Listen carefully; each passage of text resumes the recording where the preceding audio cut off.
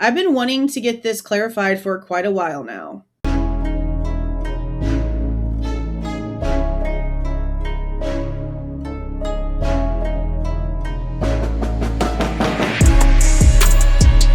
Kohberger allegedly stalked one of the victims. That's false. You knew that was false. For anybody who had never heard that before, that question is now planted into them, unqualified representation that Mr. Kohberger stalked one of the witnesses, and that's false. We do not have evidence that the defendant had direct contact with 1122 or with residents of 1122.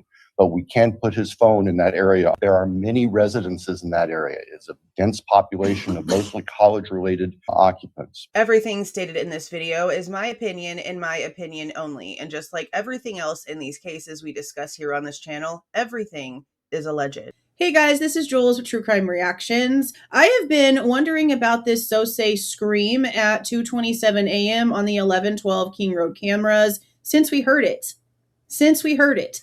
I will never forget the second that we heard that scream.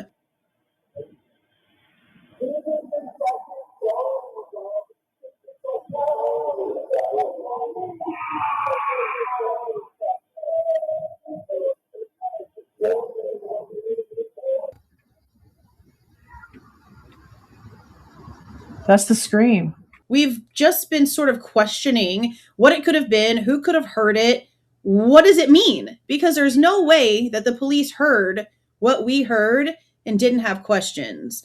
And remember, this 2:27 time frame is one of the most mysterious time frames in the FOIA request because they originally gave us 2:20 forward, telling us that there was nothing else. And then they told us, hey, no, we found it, so we're going to get it to you whenever we give you this entire FOIA. But then they forgot to add it. Then they finally got it to us, and it was silent when it comes to the 12:55 to the 2:30 time frame. The funny part about that is that they're trying to tell us that there's no sound and no audio for that time frame whatsoever, except we have the 2:25 to the 2:30 time frame that contains the scream from their original submission to our request for the footage. So are they telling us the truth? Obviously freaking not. We're still in the middle of trying to get all of those things figured out, the questions answered. We're not really having very much luck because nobody wants to answer anything. And it seems like the more answers we try to get, the more chastised we are by certain families in this case. But that's not what this video is about. This video is about Bethany. This video is about what Bethany might have heard, what she didn't hear, why she didn't hear certain things. There's a lot of questions. We're being told that Bethany was unaware of anything that was going on at 1122 until she was startled awake by what seems to be some sort of loud sound and a light. I heard something like loud and really like large. Like usually like she barks at things. I thought I saw like a firecracker, so I thought someone maybe was just drunk and like put a firecracker in the house. But I wasn't even really sure because I was kind of still asleep, so I wasn't sure if it was like real. Loud, you thought you saw a firecracker because of a quick flash? Yeah, through like my door, but I was like still half asleep, so I don't know if it was like real. I thought it was maybe true. Now, we know from the most recent drops of interviews and reports that Dylan did not hear this sound or see this light, that this was something that was only specific to Bethany. Now, considering that's the only thing specific to Bethany that we, the public, know of, we are questioning if it has something to do with this so-say exonerating evidence that she was told to have had for Bryan Kohberger way back years ago when it came to Richard Butanti, I think is how you say his last name. He's one of the private investigators for the defense team. We were told by him that there were things that were experienced by Bethany that only Bethany could attest to, and that these details would be exonerating details. But then we never heard anything, and Bethany did the best she could to not have to testify. And we also know that there's a bunch of questions when it comes to what actually was said at the grand jury, and the majority of those questions are coming from Kaylee Goncalves' father. We're going to be going over more of those messages here very soon. Hang on, guys. Before we go any further into today's video, I need to introduce you to today's video sponsor, Aura. Now, you've heard me say several times at this point, you are worth millions of dollars. Everything about you, from your eye color to your bank account balance, every little piece of data about you is worth millions to everyone but yourself, namely to these brokerage sites. These brokerage sites that take your information and put it on their own portals and charge people either some sort of monthly subscription fee or some sort of one-time fee to dig into your information. But it's not just your information. Take, for example, this redacted report. This starts off with just your personal information, your contact information, your email. Then it goes into your possible relatives. It could be your father, it could be your mother, your sister, your brother, your cousin, your grandma, your aunt twice removed. It doesn't matter. If the internet somehow found some sort of familial connection between you and another person, they're going to list it on this report.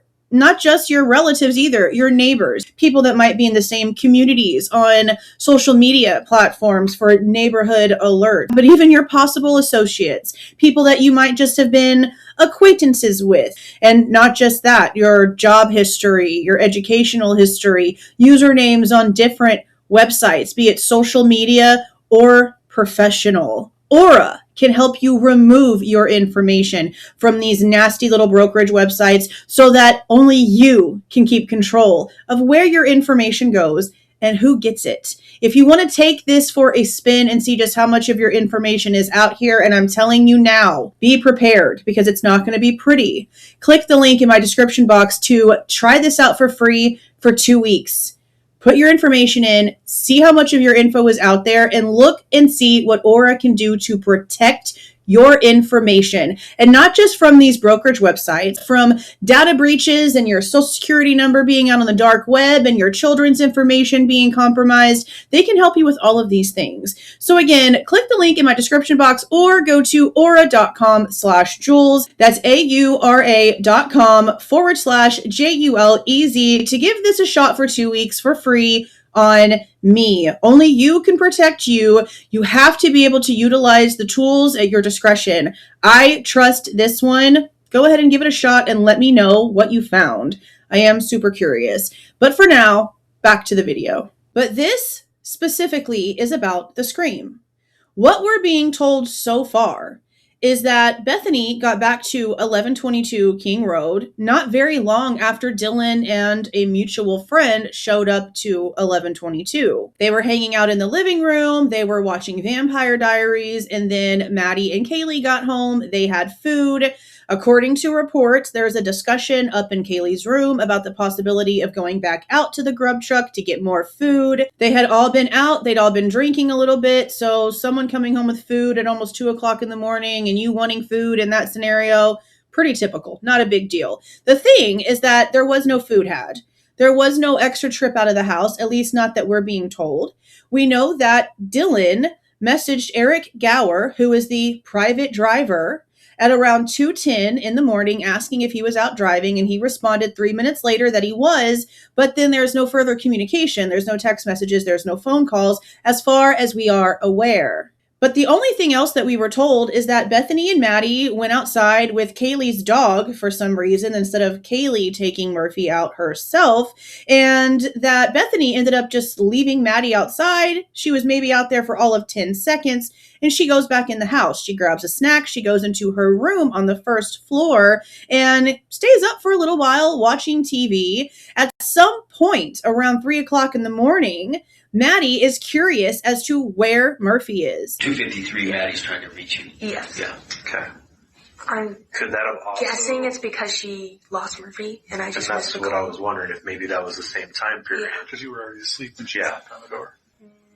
No, I was watching the show when she knocked on the door. Maddie contacted Bethany, and yes, this is around the same time of those back-to-back phone calls to Jack DeCour, asking if she knew where Murphy was. So 2:27 is when this blood-curdling scream is heard on the 1112 cameras.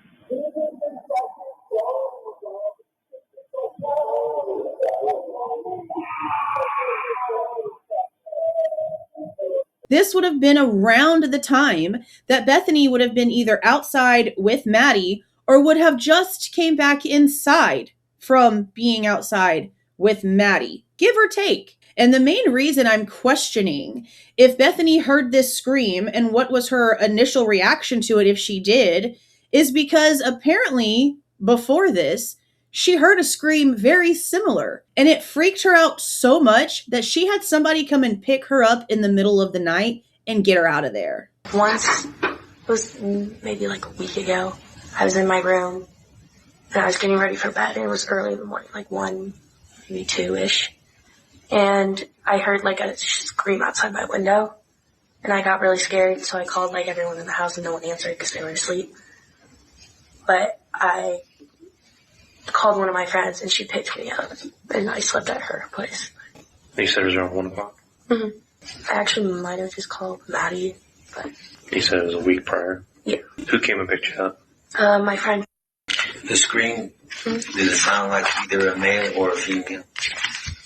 I don't know, but it was like, it didn't seem like it sounded like a scared scream, but... So not like somebody partying Yeah. and hollering? Mm-hmm. Like it made me scared. So I'm really curious as to if Bethany heard this scream because she was awake. She was down in her bedroom on the first floor, had the TV on. But if you're down there on the first floor and you're hanging out and it's in the middle of the night and it's just your TV, you wouldn't have heard that blood-curdling scream. You heard one before that freaked you out so much that you left. But we know that you're awake in the middle of everything that's going on and this scream, and you don't mention anything about it in your interviews. Neither does Dylan. No one mentions this 2:27 scream. So I want to know, did they hear it or did they not? Is there a reason they're not mentioning it? I don't know. Now, there is a channel called What's the Obsession that claims to have some information on this subject. I will say that I went and listened to as much of it as I possibly could to try to get the gist of what was being said. And we are going to be reacting to that very, very soon here. But regardless of what they're trying to claim this sound might have been, the question remains. If Bethany heard a scream very similar to that in the middle of the night about a week before the murders took place, and she had someone come pick her up in the middle of the night and take her away, what was her reaction when she's awake and maybe even possibly outside with Maddie and Murphy at the time that this is going on? What is her reaction? I'm curious. Are you? I'd love to know. But let me know what you guys are thinking about this so far down in the comments. And thank you again to Aura for sponsoring this video and the channel for so long now. I very much appreciate it. And I especially appreciate the tools that they put out there to help me and my viewers protect their information. I want to know what you guys are thinking about this down in the comments. And don't forget, we're going to be catching up on what this supposedly was very, very soon here. If you like the way that I present this information and give my opinion, please don't forget to leave a like on the way out. Subscribe to the channel if you have not subscribed already. And please don't forget to make sure that that notification bell is set to all so you don't miss any of my rants, reviews, reactions, updates, or deep dives. See y'all.